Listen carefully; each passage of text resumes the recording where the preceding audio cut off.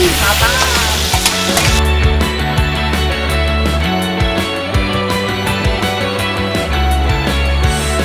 Ada yang tahu terap atau ulat kayu pohon sengon? Itu bisa dimasak loh. Gimana cara nyarinya? Nanti tak kasih tahu ya.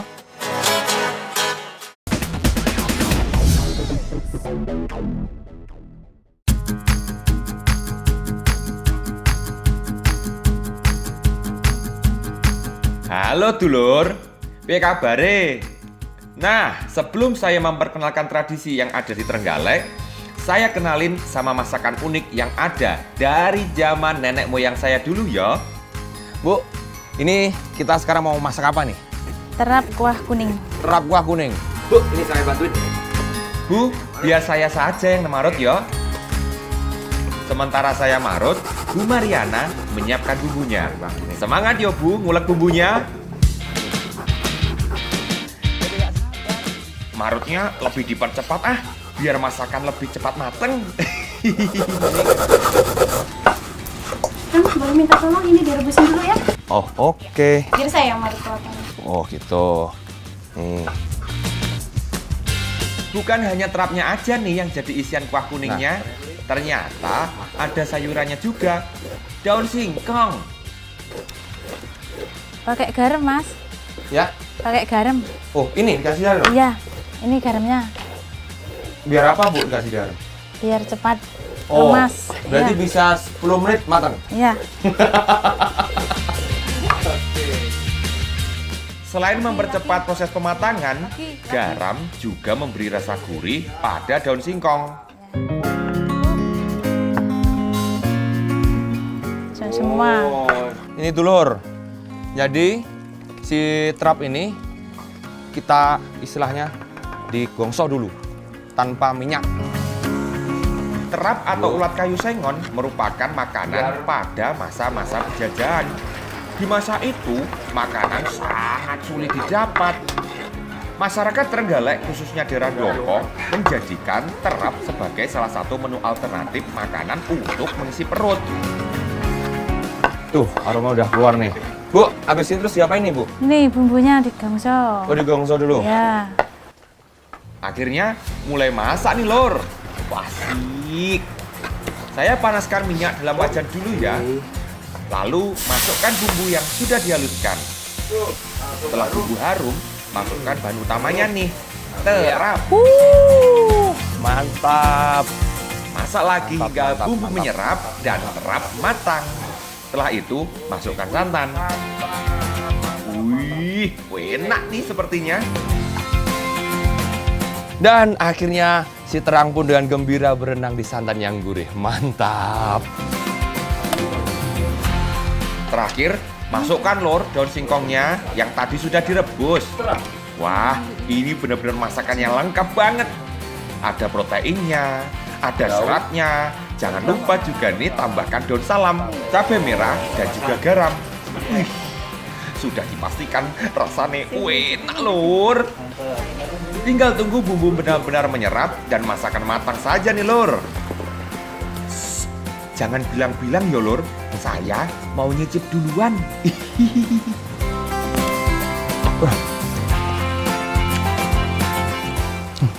Lor, ternyata enak. Gak sabar nih, bentar lagi matang. Akhirnya, terap kuah kuning matang dan siap dinikmati. Aromanya mantap.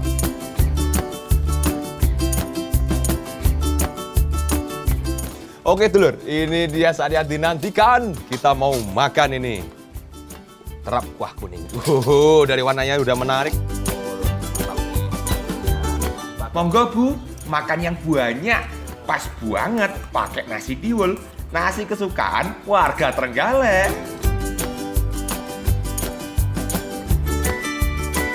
Tadi udah kita sangrai, itu teksturnya udah keras, tapi dalamnya tetap lembut. Ada crispy-nya, dan dia tuh lumer di mulut. Keren. Wih, pokoknya enak tenan ini. terap kuah bumbu kuning. Pada masa penjajahan, terap hanya diolah dengan cara dibakar. Tapi kini di daerah Dongko, terap sudah diolah menjadi berbagai jenis makanan.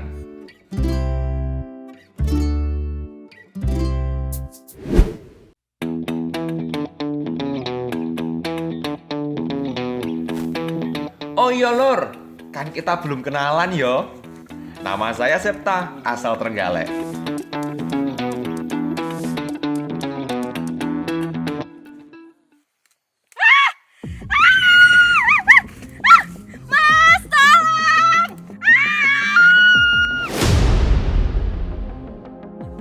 Weh, suara apa tuh?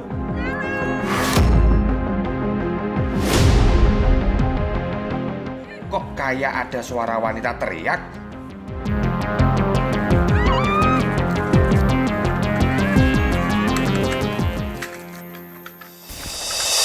Mbak, ngapa?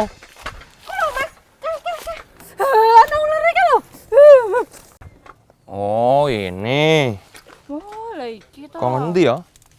Oh, Mas. Sampean yang cari. Ya, Buat apa? buat dimakan itu enak. Enak, bisa dimakan. Bisa itu. Wah, kalau enak aku mau, Mas. Aku bantu nyari dong. Oke. Wah, bisa dimakan. Wah, pas ini. Pas. Habis lari-larian, nyelamatin sing ayu-ayu, nggak dapat rezeki bahan makanan. Cocok iki. Ayo Pak, saya bantu. Wah, Mas. Wih, ini apa namanya nih? Ini ulat terap. Di desa Prengapus memang masih banyak banget pohon sengonnya. Jadi masih gampang Lur kalau mau cari terap. Yang mana, Mas? Ini Apa iso dipangan yo? Ulat kayu atau yang lebih dikenal dengan terap ini biasanya tinggal di bawah kulit pohon sengon. Biasanya jika ada ulat ini, kayu sengon dari pohon sengon ini sudah tidak dapat digunakan lagi Lur. Batang pohonnya akan menjadi kropos dan mati. Untuk petani sengon, ulat ini termasuk hama yang sulit dihilangkan. Saya rasa sudah cukup nih Lur.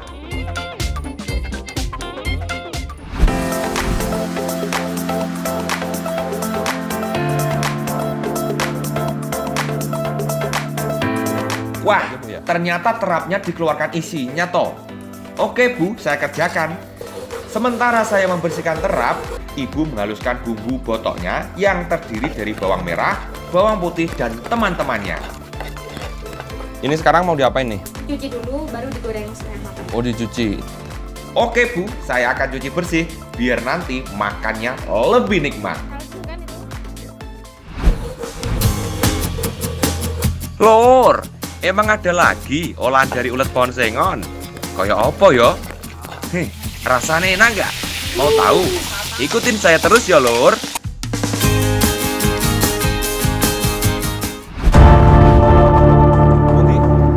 Lah terus itu apa lagi yo? Dari sini kan? Oh, sebelah kanan. Menaruh sesaji di depan rumah.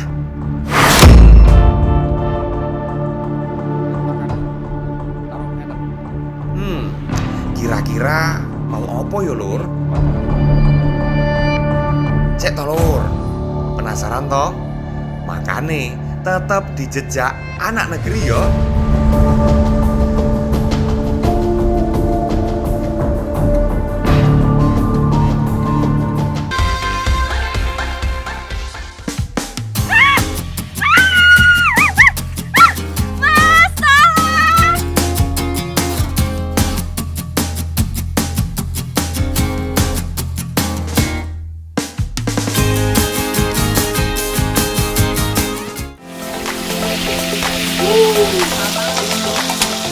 Sebelum diolah menjadi botok, terap digoreng terlebih dahulu agar aromanya keluar dan lebih cepat matang saat dikukus menjadi botok.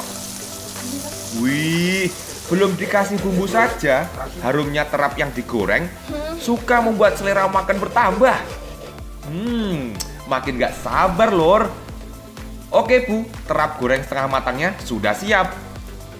Sekarang apa lagi nih Bu? Masukkan bumbu ke dalam kelapa yang telah diparut.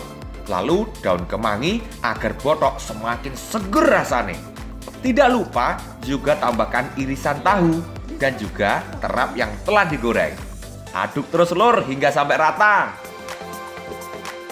Setelah itu, bungkus botok menggunakan daun pisang, lalu kukus ke dalam dandang hingga matang. Nah, mudah kan cara membuatnya? Akhirnya, botok terap siap dinikmati.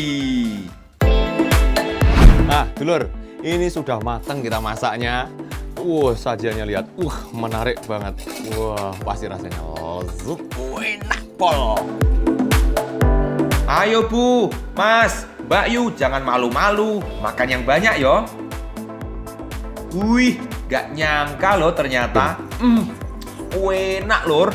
Terap dibuat botok. Memang selera orang pada zaman dahulu gak pernah salah lur. Gurih. Ini karena beda dari sajian yang kuah kuning, ini digoreng dulu. Jadi aromanya lebih keluar kayak gitu.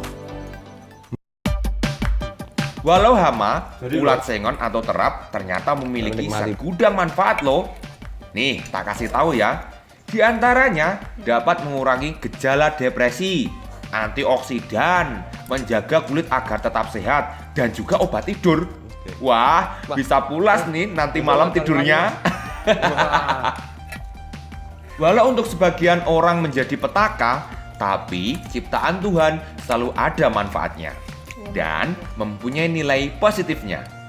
Tergantung dari mana kita melihatnya yo lur. Umpama siramu sekarang melati. Ayo lur, sebagai anak muda kita harus bisa meneruskan budaya sendiri lur.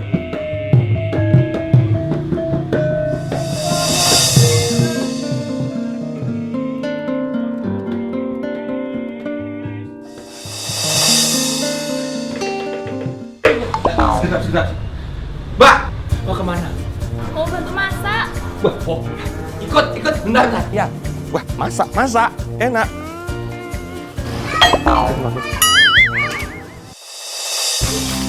Oke dulur, hari ini saya di Desa Dongko.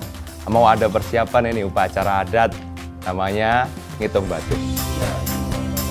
Nah, salah satu makanan wajib yang harus ada di acara ini adalah botok.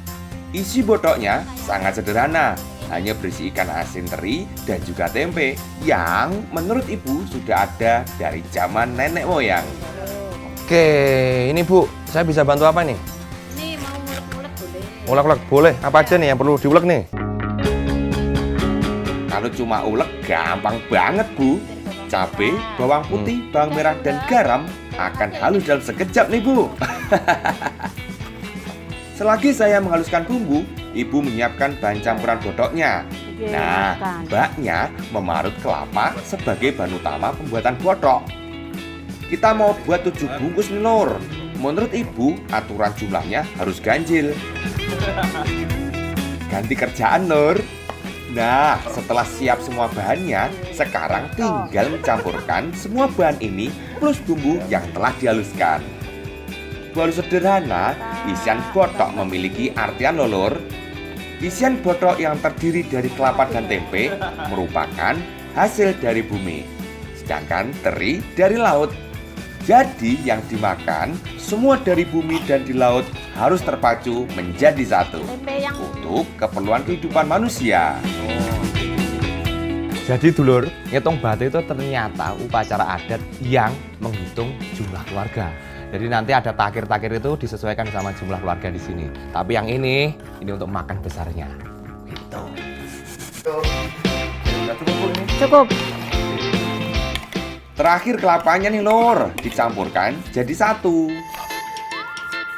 Campur semua nih Bu. Ya, Ini bisa dicicipin nggak ini? bisa. Oh ya, Coba, bisa boleh. kayak gini? Boleh. Coba. Boleh minta ya? Ya. Enak ya?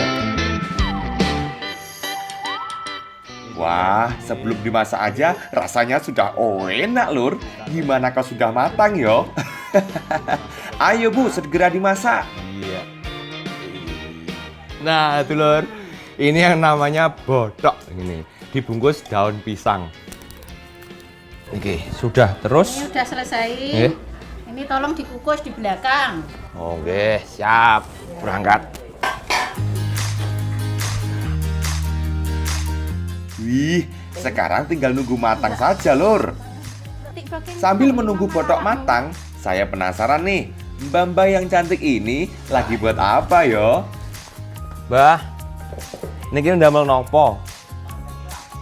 Sampai takir. Takir. Oke. Saya bantu ya mbah. Saya salut banget sama semangat mbah kakak beradik ini.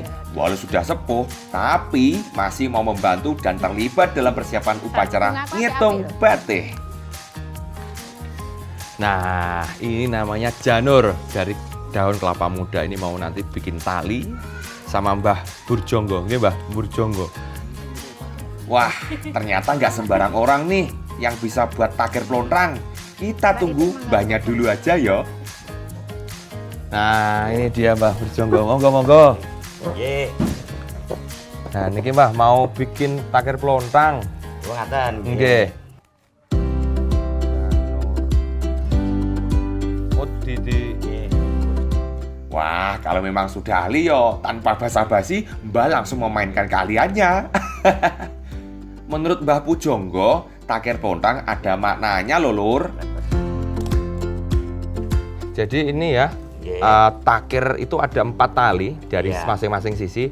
Itu mengacu pada kepercayaan Jawa, papat keblat 5 pacer. Nah, ini menarik banget nih, ternyata filosofis banget Mbah. Wah, nggak perlu waktu lama nih, takir pelontrang langsung jadi.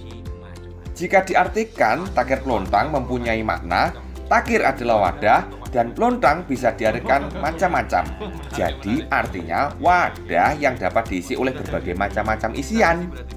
Oh, jadi inilah dulur namanya takir pelontrang yang akan nanti diisi sama nasi, sama lauk pauk, biji-bijian, ngoten nggih Mbah nggih?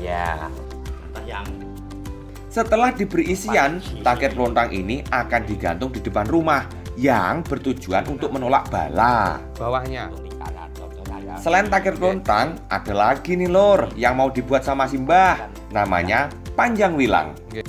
Wah, yang ini ternyata lebih sulit lor.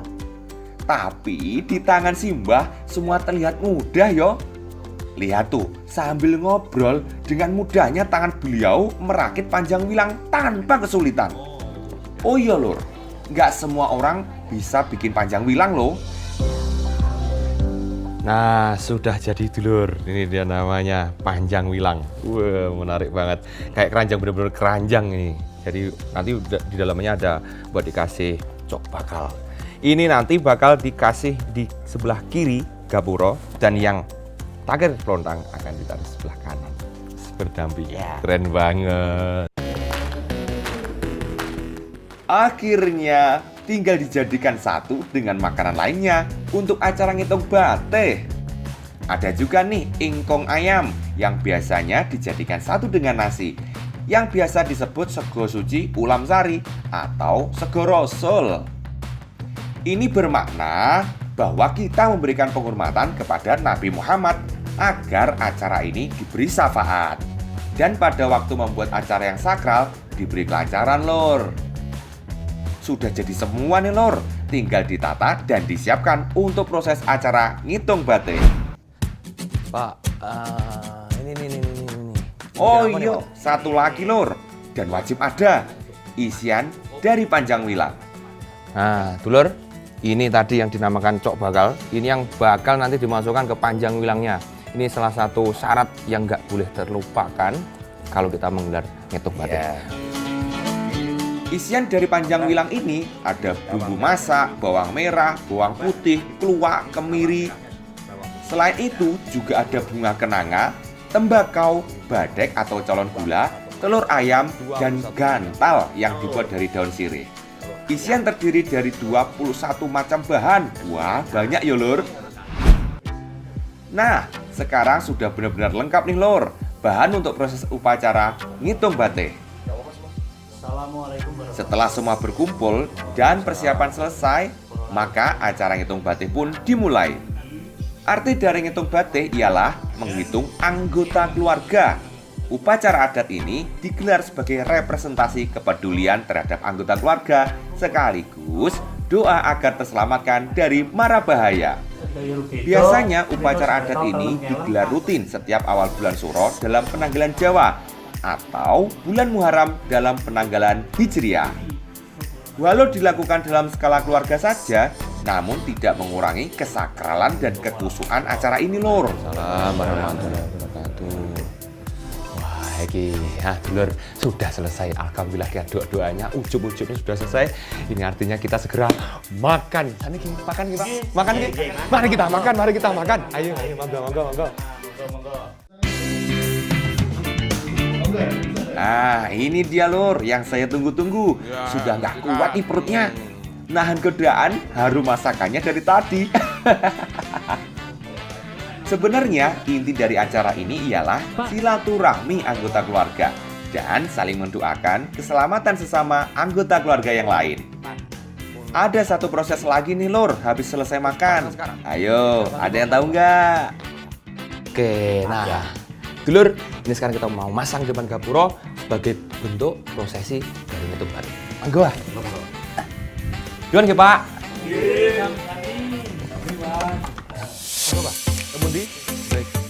Ini dia salah satu inti dari proses ngitung batih dengan menaruh takir lonrang di sisi kanan depan rumah dan panjang wilang di sisi sebelah kiri rumah. Sudah selesai. Ini upacara semua sudah selesai berarti? Ya, sudah sakral sudah.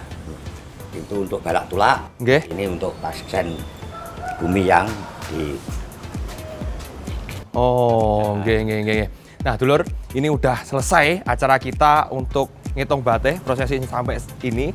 Yang di sana tadi, ini untuk tolak balak, artinya menghindarkan bencana. Yang ini untuk paksesen atau saksi bahwa kita sudah menghormati bumi dan sebagainya.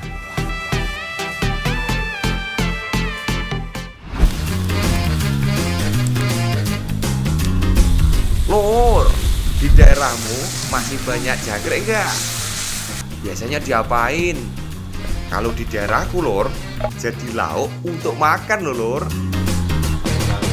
Ra percaya, jangkrik iso dipangan. Penasaran toh, Lur? Sik yo, habis yang mau lewat dulu ya, Lur.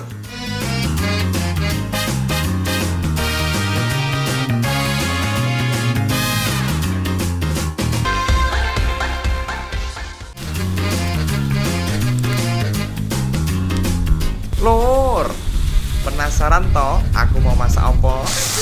Ayo Lur, ikutin aku dulu ya. Cari bahan untuk masaknya.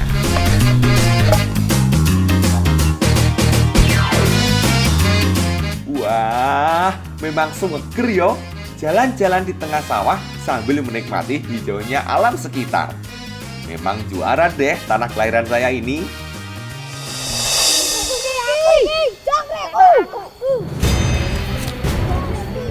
Hei, nyapu ki bocah. Hei. Iso turun ning sawah lu nyapu ngono bocah ki. Nyapu. Jangkrik. Lah jangkrik. Oh, lha iki ndi apa? Masak. Iso. Aku gelem aku. Tak golek nae yo, tapi aja gelut-gelutan. Hah? Ini serius? Jangkriknya dipangan? Saya juga mau coba ah. Nah, dulur, ini sekarang kita lagi nyari jangkrik ini untuk nanti dolan jadi makanan. Kata anak-anak sih enak, tapi saya belum nyoba. Mriko wonten akeh. Endi? Niko. Oh iki? Nggih. Ayo. Tapi kok ya saya baru tahu jangkrik bisa dimakan. Jadi penasaran.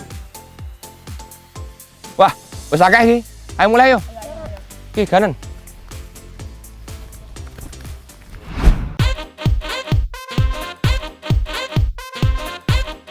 Nah Lur, hari ini kita mau masak ini, keren banget. Ini udah ada jangkriknya. Namanya masakannya apa Mbak? Jangkrik kuah dinding ulu. Oh, jangkrik kuah ulu.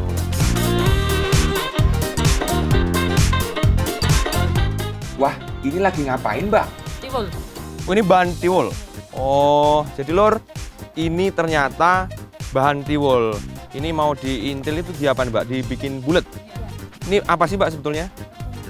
Oh, mau gaplek. Oh. Oke lah Mbak, tak intel dulu ya tiwulnya. Jadi caranya gini nih Lur, diputer-puter sampai tiwulnya berbentuk bulat-bulat kecil. Ini jangan dianggap remeh loh Lur, kalau belum biasa ini bakal jadi sulit banget. Wah, ini kerjasama yang baik. Saya membentuk tiwul dan mbak-mbaknya mengolah bumbu untuk masak jangkrik. Lur, buat informasi aja nih, tiwul ini terbuat dari ketela loh. Caranya, setelah ketela dikupas terus dikeringkan hingga benar-benar kering, lalu digiling hingga menjadi tepung. Nah, untuk membuatnya menjadi tiwul, ini dicampur air lalu dibentuk dengan cara diputar-putar atau diintil. Jangkrik genggong, jangkrik genggong, waning lirik sepi uang. Udah Mbak, malu. Oke, tiwul yang sudah berbentuk kita kukus ya, biar jadi nasi dan bisa kita nikmati.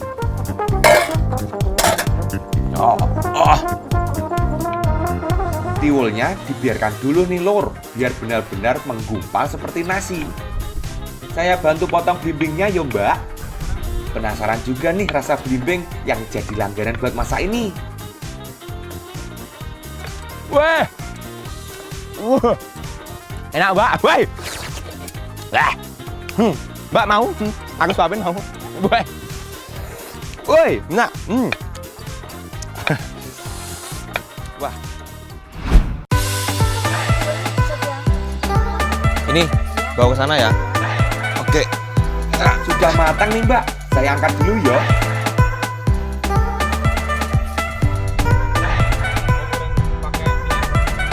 Nah, saatnya masak nih. Wah, katlop. Yang pertama, bukan bumbu seperti biasanya Lur, tapi jangkriknya dulu digoreng agar nanti saat disayur sudah dalam keadaan matang. Oke, terima kasih. Nah, baru nih Lur, masukkan bumbu yang telah dihaluskan ke dalam minyak panas di penggorengan dan tumis hingga harum.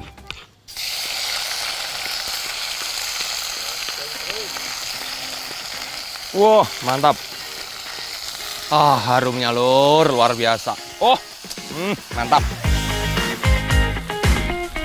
Lalu, masukkan santan ke dalam wajan. Masak hingga mendidih Lur. Terus, masukkan bahan utamanya, jangkrik yang tadi sudah digoreng. Masukkan juga garam, biar makin jos rasanya. Giliran belimbing wuluh, tomat sama cabai nih yang masuk ke wajan, biar masakan makin seger. Terakhir, masukkan gula merah agar masakan lebih gurih. Tinggal diaduk aja nih Lur. Tunggu hingga bumbu benar-benar meresap dan matang.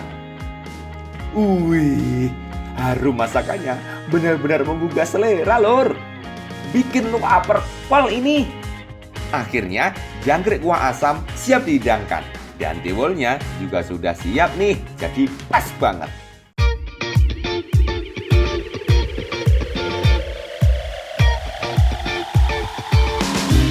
Nah Lur, ini waktunya kita makan nih. Makan nih. Wah, maknyus ternyata rasanya. Pas banget dimakannya sama tiwul.